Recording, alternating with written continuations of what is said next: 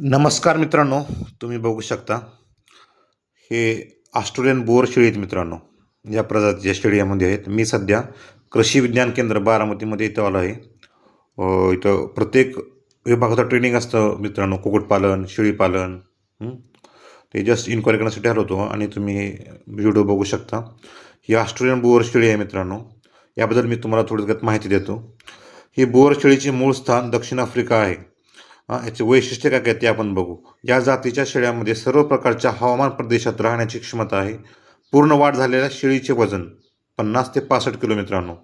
I repeat 50 ते 65 kilo. तर नराचे वजन 65 ते 125 किलोपर्यंत भरते मित्रांनो. ही शेळी रंगाने पांढरी असून तिची मान व डोके लाल असते. या शेळ्यामध्ये जुळी करडे देण्याचे प्रमाण 58% असते. दूध देण्याचे प्रमाण 1 ते 2 लिटर दररोज ते दूध देतात आणि शेळीच्या करडाचे जन्मता वजन 3.18 किलो.